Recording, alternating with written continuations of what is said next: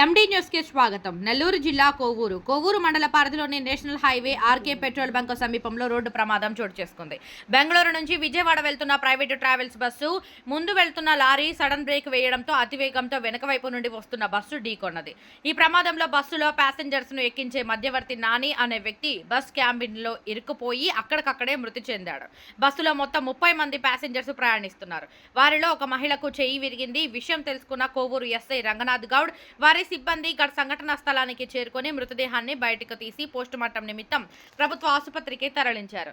వివరాలు స్వీకరించి కేసు నమోదు చేశారు.